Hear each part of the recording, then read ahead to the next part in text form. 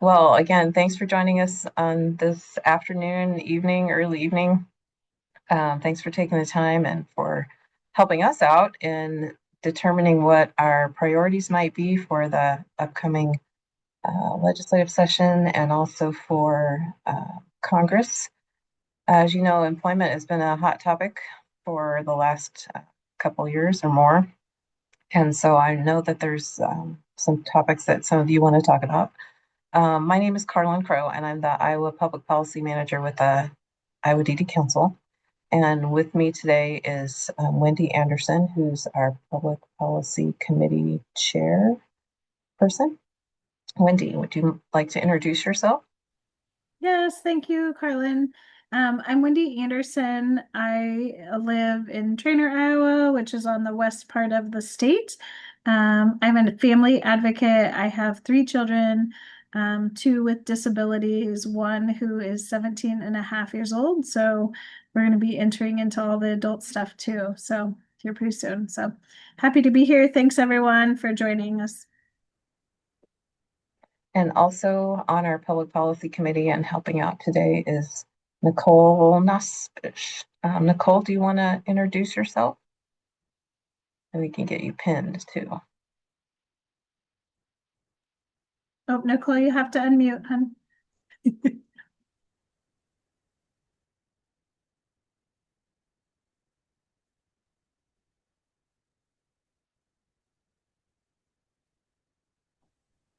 Can you hear me? Yes. Okay. My name is Nicole Nospies, and I'm from Kerwick, and I am a self-advocate. Thanks, Nicole. And Nicole's going to, in a little while, share a little bit about her advocacy work and working on the Work Without Worry legislation that we've been working on for a couple years. So uh, we'll queue her up and get her ready to go here. But wanted first to talk a little bit about why we're here today.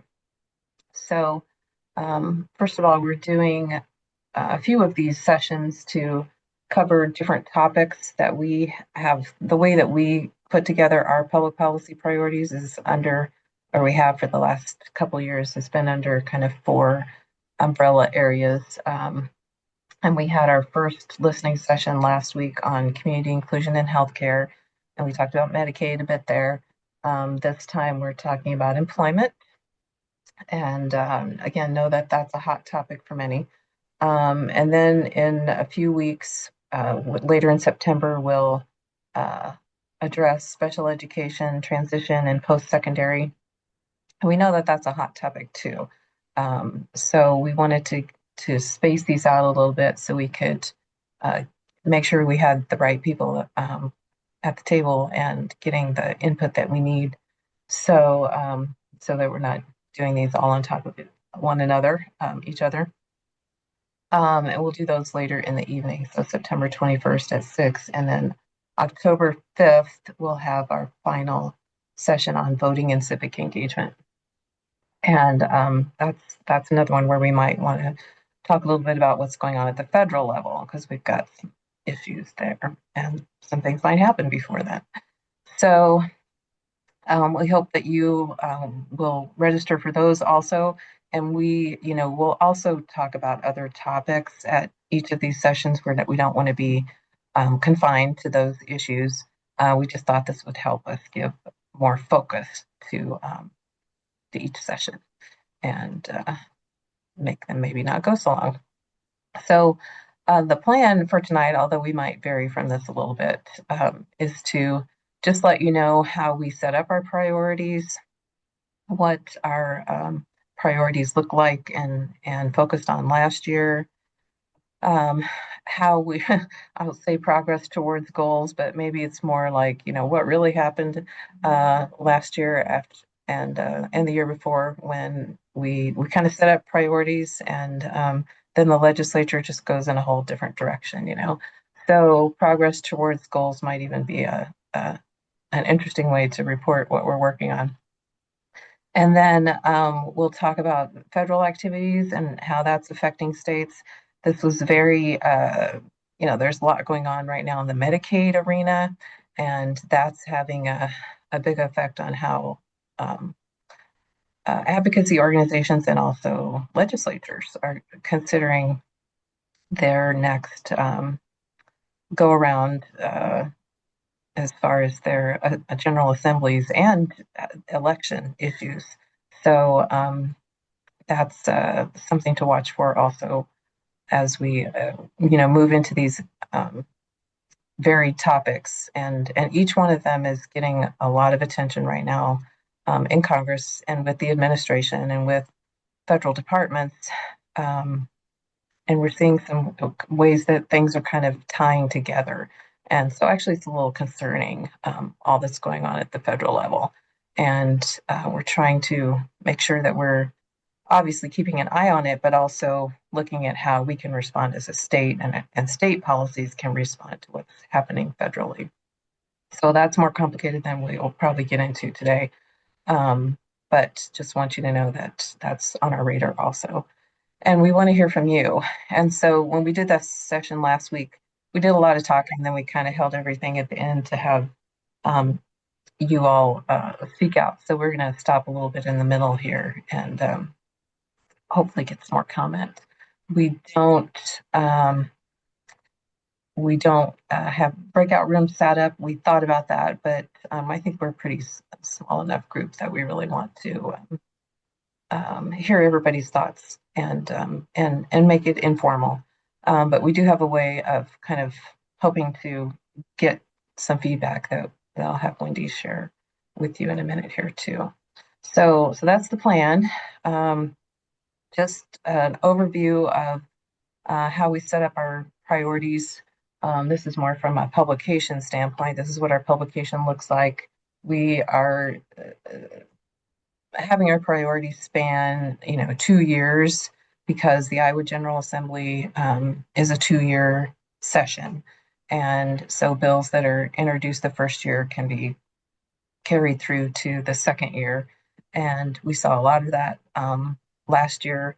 So the last Iowa General Assembly, we felt like we were repeating ourselves for putting together priorities 2 years in a row. So we're going to span these over 2 years and update them as necessary. And as mentioned, we break them out into goal sections, and then we talk about suggestions for policy, and then we define some terminology for legislators and also for advocates. And actually, these policies are put together for legislators, but they're also a way, obviously, for our advocates to know and other organizations to know what we're working on. But we keep in mind that they're designed for legislators and as an educational piece, and hopefully reviewing our suggestions will give them ideas for what to work on. And so I'm going to ask. We're going to start here with what our employment overall goal looked like last year. And I'm going to ask Nicole to review this. This is kind of the long overarching statement that we put in our at the top of our page, for lack of a better way to describe it, for when we consider the employment alternative or policy alternatives. So, Nicole, would you mind taking it away and letting us know what this says? Yes, Iowans with disabilities want to work and be financially independent, but barriers exist that force them to make impossible choices between employment and getting the support and care they need to live and work in the community. To keep the health care insurance and long long-term supports they need through Medicaid, a person's income and assets are kept.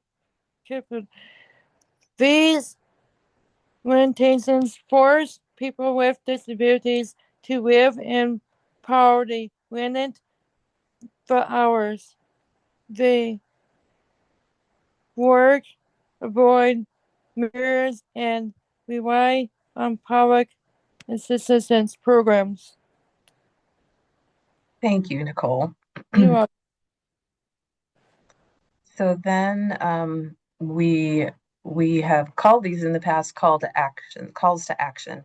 And these are kind of our suggestions for what lawmakers could adopt and perhaps make policies around.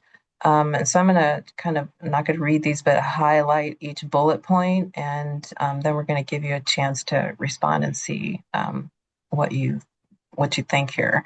So, implementing employment first policies. The employment first comes up a lot when we're sometimes it's almost like more of a government term, right? It's what we would consider for people with disabilities who need assistance, who need public assistance, is that we are considering employment and the supports that they need as the first option for assistance, rather than assistance that would place them in an institution or in rehab programs that aren't focused on employment. So in other words, we want the funding priorities to be towards employment. And this is a national initiative. It's been a program for many years. I don't know how many years, but many. Even when my son was in middle school, I heard about employment first. And the priority, and now he's in college. The priorities prioritize competitive integrated employment, which means employment in the community as anyone would have, and not in a sheltered workshop or something that's specifically for people with disabilities. So it's fully integrated employment in the community. So the second one here is really kind of, you'll appreciate this language if you worked on the Work Without Worry bills last year. So removing Medicaid and supplemental security income income and asset limits for employed people with disabilities whose only option for health insurance and supports is Medicaid. Now, we focused on the Medicaid eligibility limitations on income and assets when we talked about Work Without Worry. SSI or any Social Security program would be a federal program. And those are also being considered at the federal level. And there has been policy introduced to address those limits also. But we in Iowa, our focus was on Medicaid because that's what we could make changes around here. We're not able to affect Social Security. So even though we put it in kind of one paragraph, it would be really two different policy initiatives. And so that's mostly what Work Without Worry focused on, including some other things. And if you're not familiar with Work Without Worry, I'll come back to that. So the third bullet point here is excluding assets such as retirement accounts and all of the types of accounts or types of programs that would fall under that, so that they don't count as in asset limitations. So allowing individuals to pay a premium based on their annual income to maintain Medicaid services is much like the MEPD program, but it would not exclusively be Medicaid for employed persons with disabilities or MEPD, that there could be other ways that people could keep Medicaid services and still be working, and perhaps not be under MEPD, which is limiting for some people. The last one here on the left is provide tax incentives to companies that hire, provide transportation to work, and allow work from home options for people with disabilities. I'm going to go to the next three on the next section. So funding voc rehab programs and programs under the Department for the Blind that focus on transition, because we can get a federal match for those, and we're not always optimizing our federal match.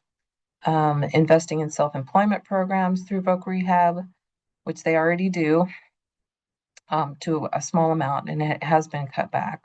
And then investing in broadband and high speed internet so that more people with disabilities can work from home. So we're going to open it up to what you all might think of how these are both set up and what they're working on, what they're addressing. I'm going to catch up in the chat here, but any comments on what we have presented so far, or what, or even if you have come to this session and want to talk about something specific, please bring it up now if you'd like to. We're just going to open it up, or you can put it in the chat if you feel free.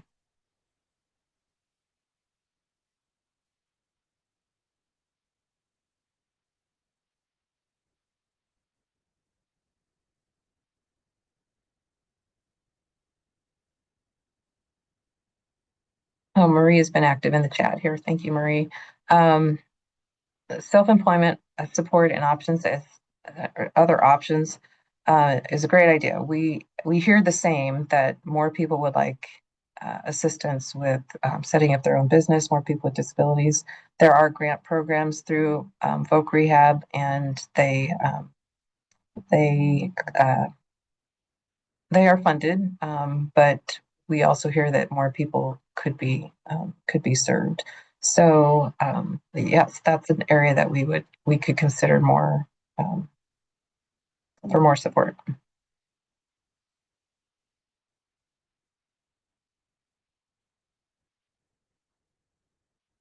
Anything else?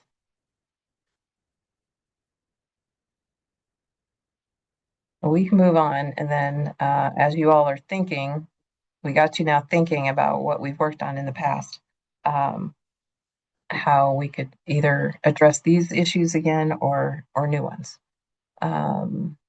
Yeah, transportation to work is an issue. That's why we kind of put it together as far as tax incentives for companies who hire people with disability. This is a tough one because lawmakers don't want to force employers to hire people with disabilities. But if we can provide some extra incentives to develop a workforce, then that's something that they listen to a little bit more. However, that still requires funding.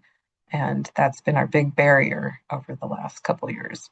Okay, I'm gonna, let's see, go on to talking about what's been taking up most of our time. So I'm sure many of you know about the legislation called Work Without Worry. It was introduced 3 years ago by Representative Josh Turek, who, as many of you know, is a representative from the Council Bluffs area and district, who has spina bifida and uses a wheelchair, and has been a, a proponent of many disability policy changes in the last in his last 4 years in the legislature, and now is trying to take his his work to Congress. So he originally put together Work Without Worry um, to address the income and asset limits that people who are eligible for Medicaid and who are working are restricted by, and how much they can earn in order to keep their Medicaid. And it's been an uphill battle, sort of, to have get people to understand what this really means. And it made inroads, actually not as slowly as some bills do, but when we're talking about employment, you know, the legislature is interested because everybody wants everybody to work and be employed and pay taxes and be able to take care of themselves, so that we don't have to rely on the government or public assistance programs for people to be able to live in Iowa. So the limits that were originally proposed in Work Without Worry were unlimited limits. But what has changed in the past few years is a kind of a compromise that the income and what ultimately was worked on and got a little traction this year was increasing the threshold from 200 or actually it was considered to be 250% of poverty level, and then up to 350% or 300%, which was this was after the initial suggestions were made. So this does give a person who is eligible for MEPD um, some extra income, but it does not eliminate income as an eligibility limit, and that's what many people are looking for, because then you're still restricted to some extent. Not counting spouse's income and pensions, and then disregarding one car is what the bill looked like last year that passed out of the House and didn't make it very far in the Senate. And made it out of committee. So the the question now is, what do we work on next? And what we've heard is there are some legislators who want to go back to the original work without worry language and kind of start over. However, the chair of the um, House Health and Human Services Committee wants to work on this again, as is for next year. And if his party is in the majority again, then we have some hope that it will come up. Um, but it may again need some more compromise, and that's usually to get it through the Senate, which is a little more tight in how they spend their money, because this is going to cost the state a little bit of money. What we're working on in order to try and convince legislators that this is an investment and not just um, a spending category is that the more that we can help people work and earn, the more that they will pay taxes, buy more things, increase revenue back into the state because they're not um, taking as much as they're giving. And that's what they want to hear. And that's why I kind of put it in those words. Um, so, what do you all think about this initiative and where should we go next? Or what might be some helpful ways that we can get this passed next year?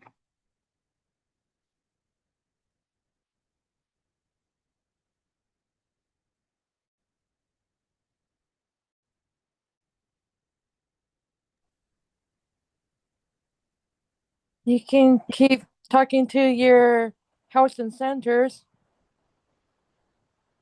Yes, Nicole, and I'm going to ask you to tell us how you worked with your senator last year and your House member.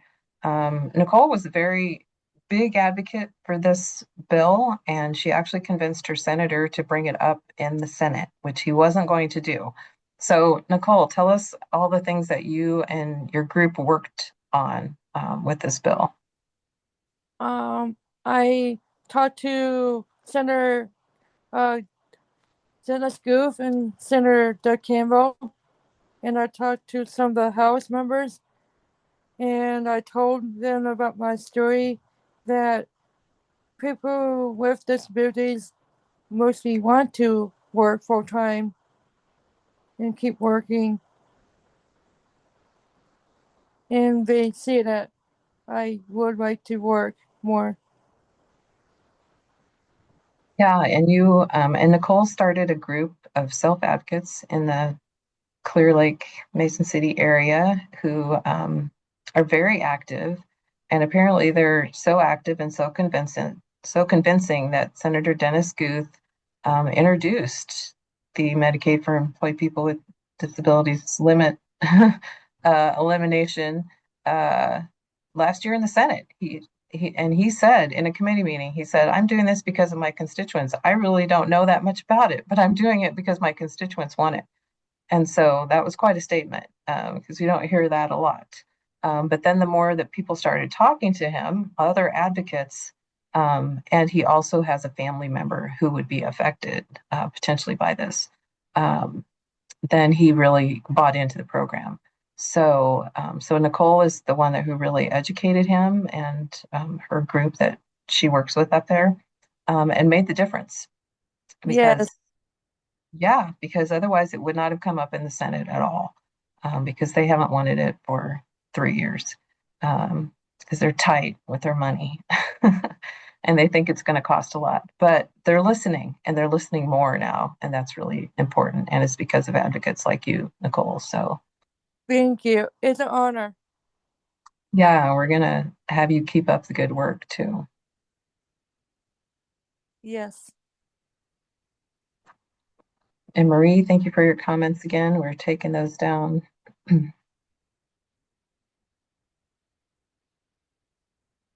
Good ideas. Okay. Marie is, uh, and Mandy too. Thank you. Marie is showing you guys up. If you're interested in making comment too, absolutely in the chat because we want to take all this down and put it into consideration. Okay, I'll keep calling and then we'll let time here at the end to get some more input.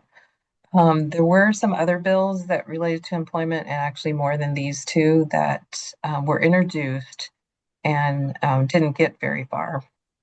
But we've been working for several years now on getting more scholarship programs or scholarship money into programs that are used for post-secondary education for students with disabilities that where the programs are focused on independent living and employment training. And they're called comprehensive transition programs. Um, we, we've asked, I'm not going to say we've asked, but a legislator has introduced this for the past at least 5 years, for an appropriation, a very small appropriation, to provide grants for students to go through these programs. And again, it's because it's extra money, it keeps getting turned down by the Senate. It has passed the House. So the alternative may be for this kind of program or request to go through voc rehab, which usually funds programs like this for students who are going into post-secondary work, but their goal is obviously employment. It just gives them some extra training after high school that is not available, and it's not a full college program because most people would not be eligible or be able to go through a full or community college program. So it's kind of an in-between program, but they're expensive, and there's not a lot of assistance for them because voc rehab does not have the money to support them. So this extra fund was created as a proposal to the legislature to get more students into these programs, and it keeps dying in the Senate. So there will be a new approach to this again this year. We're not sure which way it will go. And then the Senate file here that was introduced about voc rehab being used as a work search activity actually passed a Senate committee and then didn't go anywhere again. So it stayed alive for a while, and got again we had to do some education around what that meant. And it seems like such a obvious thing that that would be allowed, and it's not. But one thing that is causing a lot of concern and headache is what's going on here with bullet number 3 about the new Medicaid work requirements. So both at the federal level and Iowa passed work requirements, well, not this past year, but the year before, and then pulled back on them because the federal government passed them in the one big beautiful bill. And so the Medicaid work requirements are causing the state to have to basically put together a new program to track people who are on Medicaid and are able to work. And able to work is a definition that's being difficult to understand, and is requiring some new rules and new policies for the state to implement. And because it's been so difficult to implement and from what the federal government is asking for, 25, and it might be 26 now, states have sued to either halt the requirements for going into implementation, or to eliminate them. And actually, most of them started on July 31st. So this, though, is causing us to rethink. Now we're kind of having to backtrack a little bit and think about what work requirements mean, and how Iowa may address this so that it's not costing the state money, but actually could be saving the state money by having people. The way it'll save the state money is people will have to drop off Medicaid because they can't do the work requirements. So it's a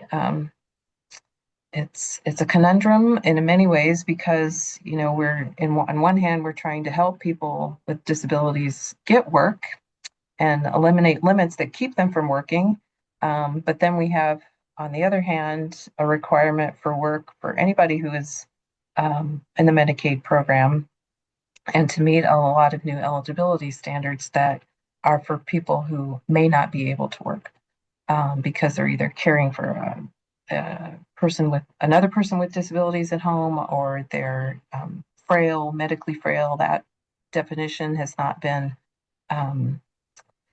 clarified enough, or there's some other definitions about what is community engagement that is still unclear. So, for example, the requirement is to work 80 hours or being community engaged for 80 hours a month. And so that what's not clear is, if you're in a position where your hours are flexible and, it's based on what your employer is giving you for hours, what if you're down to 79 hours in 1 month? What does that mean? And those rules have not been released yet. So, some new things to think about there. Any comments or ideas anyone would like to share?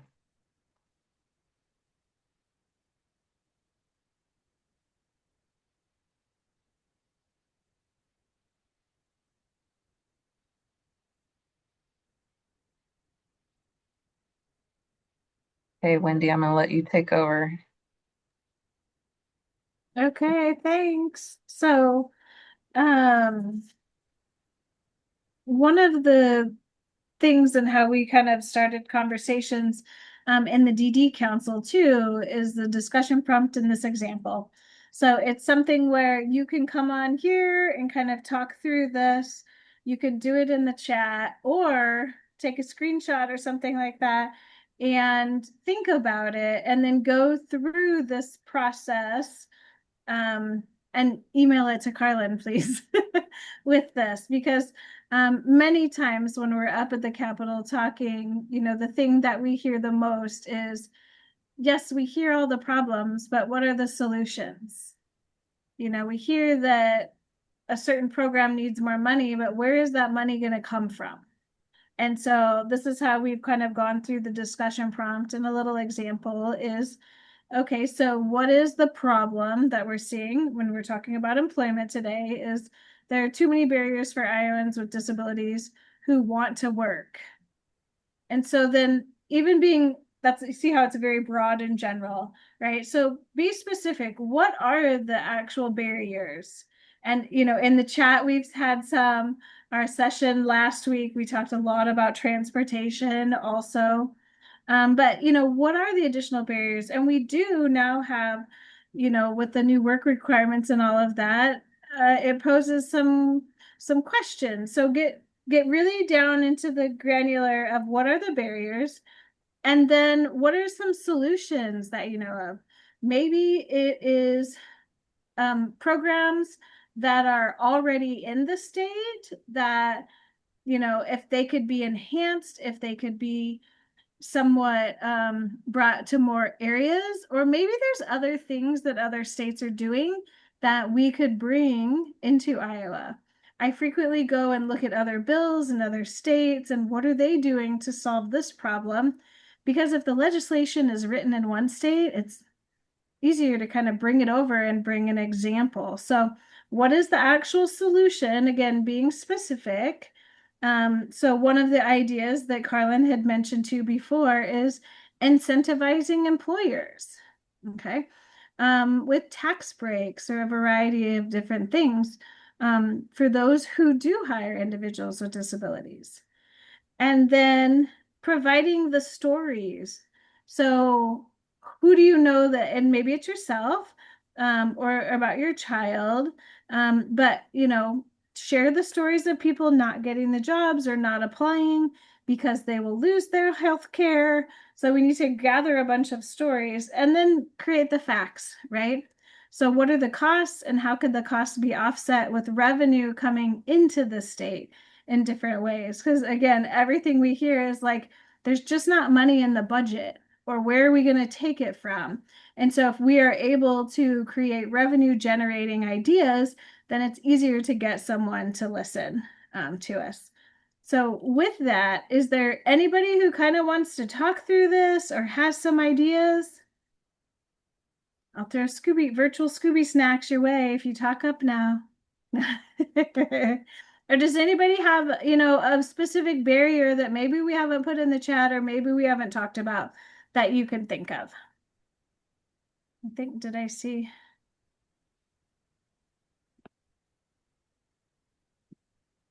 Can't keep up with it. Yeah, we're getting good stuff in the chat. So You can. who's We ever might- comfortable adding to the chat, it's great. We might also want to put something in there about the job search process itself being incredibly inaccessible. Like, it's inaccessible for neurotypical people who are able-bodied. Especially now that like AI is just going to discard whatever you put in there before a human being sees it. And that's not a thing that, like, we don't have the time and energy to spend 3 months getting one interview. Yeah, I think that's a great example of a problem that hasn't been brought up, right? The job search interview process is completely inaccessible. What's even a bigger problem with that, as I hear you, Marie, is like the AI bots are, taking out resumes before you can even get to a human. Okay, so do you, Marie, or any of us have any ideas? Like, what are some potential solutions for that? Of making the job search process more accessible and or not getting booted out by the AI bots. Anybody have any ideas? It's a good one and a tough one. We can use some AI, not all. Yeah, some sort of AI. I mean, helping those of us who use it in a variety of different ways, but like use AI to help with the process or teaching individuals with disabilities. Or with Uh-huh. or with something that you can with something Yeah, like you can with and they can help you with too. they can help you with it. Yeah. Yeah. Yeah. Someone says flip the AI problem, ask what will help me with an interview as it scans the application process. Good. Um, Ooh, I like that one too. I just saw another one come in. So it's difficult to find employers and service providers who are willing and able to think outside of the box, taking tickets, bagging groceries. Need more programs that support individuals with significant needs. There are some really great programs out there who help train employers and help them to think outside the box. Can we get more organizations working hand in hand with employers to help them think outside the box? That'd be great. That's how I found a job. That's how you got a job? Yep. Fantastic. I had a job coach. Sorry, it's cutting in and out for me. Oh, I can't always hear you if I'm like this, but you had a job coach. Is that what you said? yes, I did. Yeah, It, yeah. And it, so I also think like if some of the programs that are already in the state, are too busy or too full, who else can help fill some of that? What other partnerships can be created to help employers with that? So good. Anybody have revenue generating ideas?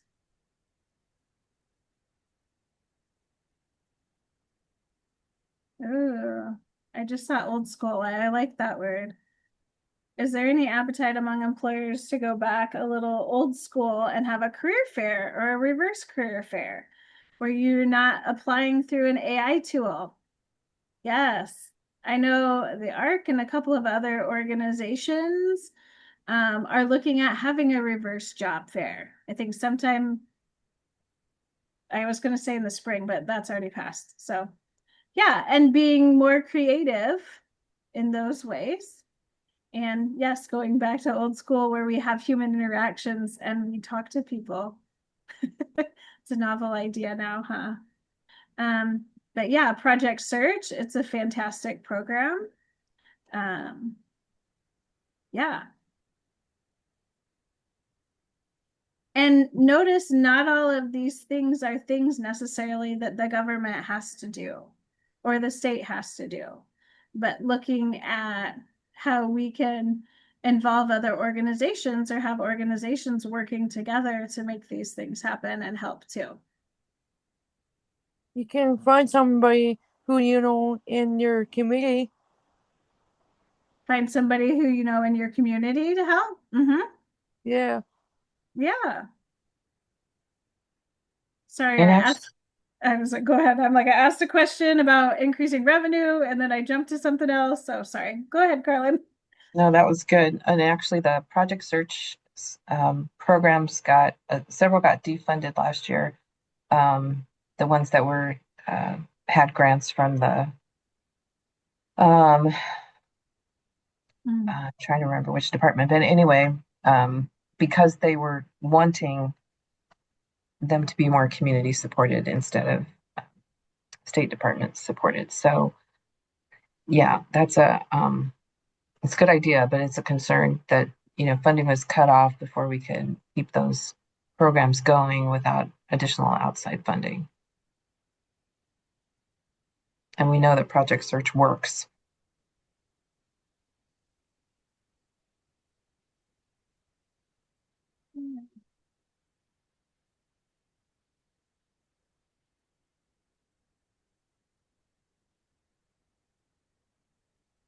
Disability specific internship programs.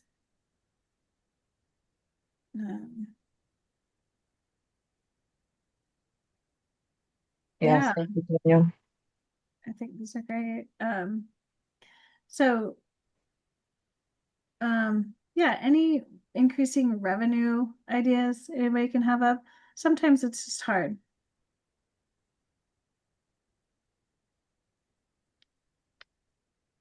I know there's a lot of data, and someone on this call probably knows that there's a lot of data on the impact of individuals with disabilities in the workplace. I was thinking a hand was going to raise there. Yeah, thank you, Daniel. Well, Um, sorry, this is Daniel. I had a question before I responded to yours. When you uh-huh. say uh, bringing in revenue, are you meaning specifically like the state of Iowa bringing external revenue in, or are you thinking of revenue to a program? What level of revenue are you talking about? Um, yes, and both, and I'll explain. So, like, one of those, we'll say you need to just throw this out there, like you need to fund Voc Rehab more. Hmm. And then the question comes like, well, where does that money come from? Or if for instance, like they would one of the things if we would ask for more money for Project Search, where's that money coming from? So many times as we go to the legislators, we share a problem, The solution is more funding, but where does that funding come from? And how does it come into the state? And or how does it come to the organization? So that's why I said a yes and sorry. Mm. So this is still Daniel thinking out loud now since I put myself on the spot.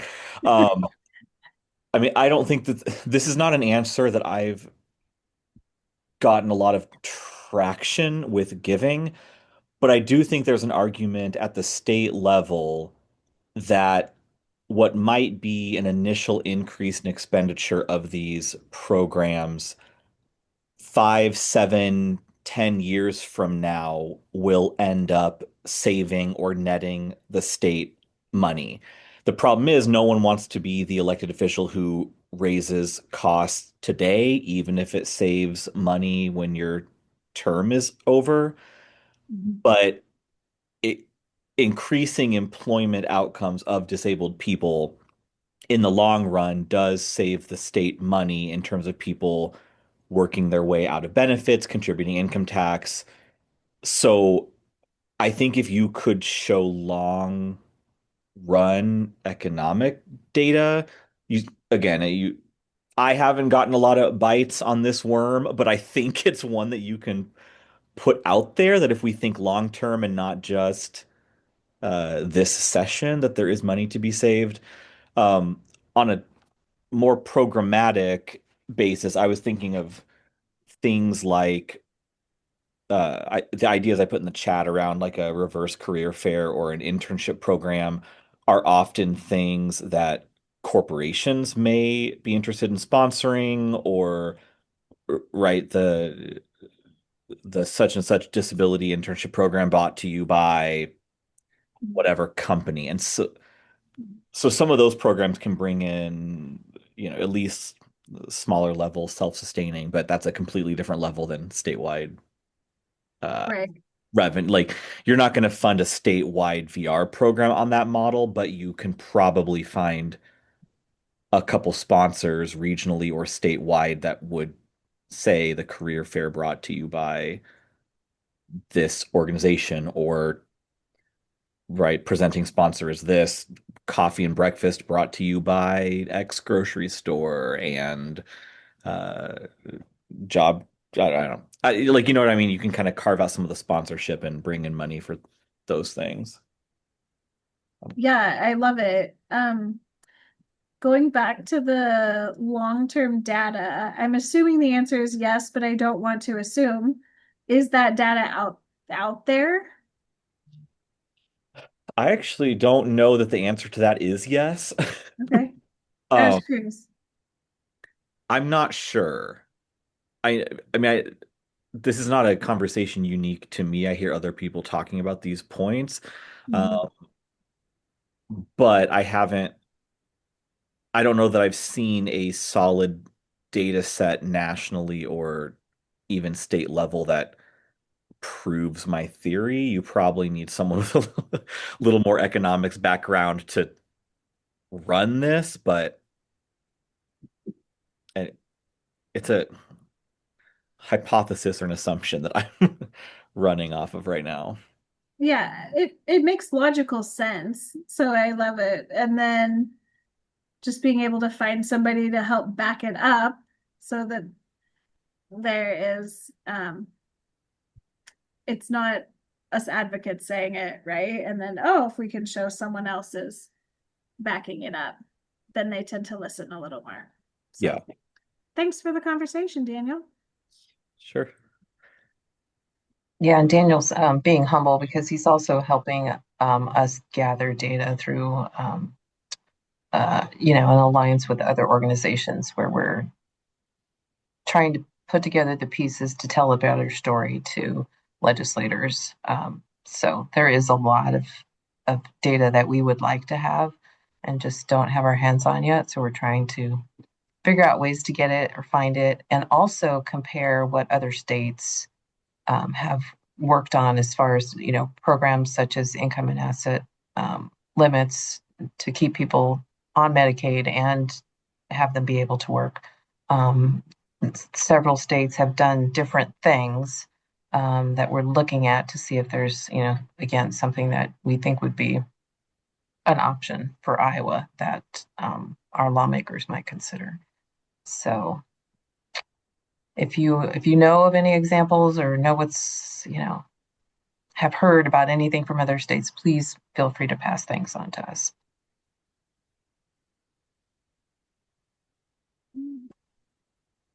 I'm gonna jump in here real quick. I know I've been reached out to by the state of Minnesota, and at the time they were having the same struggles, if not more, and looking for people from Iowa to talk to because they felt our programs were working very well. Now, that being said, with current administration, I think that's not, I think every state's going to have a problem. But my biggest kind of a little detour, we need to get this out more. We need to bring it into the forefront because I think a lot of things are hidden. They don't want to put money towards it. They'd rather put money towards something else. But if we get this out there so the public can see it, it's a big deal. It's a big problem. We might get more support. And I'm not sure how to do that exactly, but I mean, I've looked at different things. My son is involved with Goodwill. They provide a lot of services that many people don't know about because it's just not known. And I think doing with employment and trying to get the in to the office to the interview, it's hard because we don't know what kind of businesses are going to look at that and employ that. If we get this more out in the forefront as saying, I don't like the word problem, but we need more public support and we need more public understanding. I don't think that's being done. Legislators, I think, just look for the bottom line. They don't want to bring things forward other than it's going to cost this or it's going to cost that. So it makes it even harder for us as parents and advocates and people who work in this area. Very difficult. Yes, I'd be interested to see what other states do. I'm not sure what kind of data is being collected and how that would be relatable to legislators.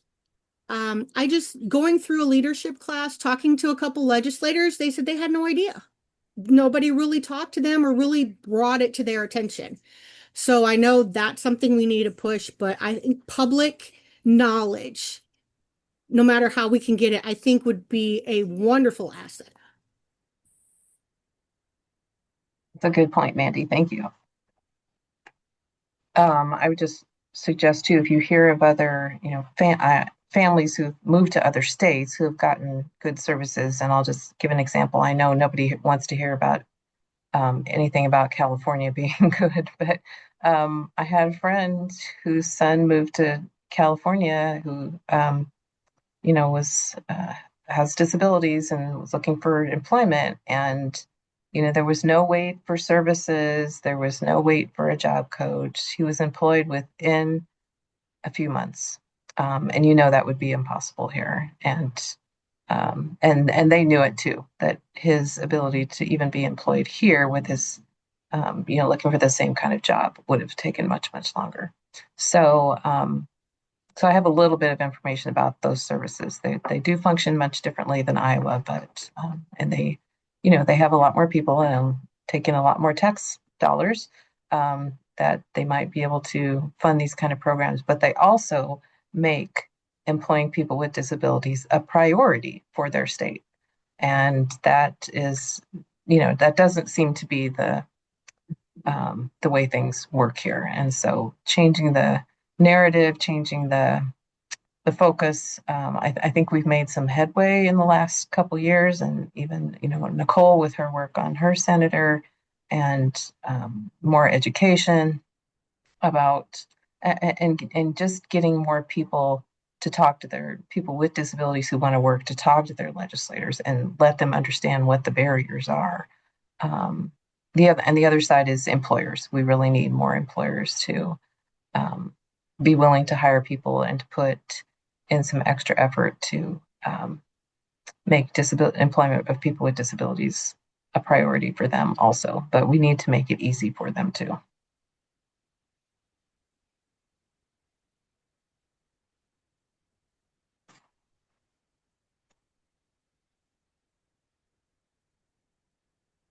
We're getting close to time. Any final thoughts here? Um,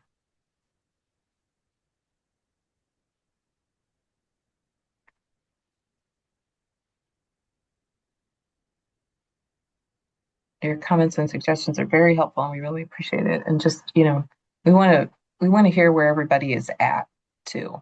And so hearing your stories and what you're going through is very helpful. Even if you don't have, we none of us have brilliant ideas right now. That's why we're all on this call. So that's why we have to talk more and understand what we're thinking, what you're all going through, and what you're thinking, and so we can pull it all together. And it's hard, but that's why we're all in this together. And I uh, asked, went to college. did you say you went to college, Nicole? I did, yeah. Yes, I know. Was that NIAC? No. LH Community College in Innisford. Okay, They had a program called SAVE program. Local rehab paid half of it.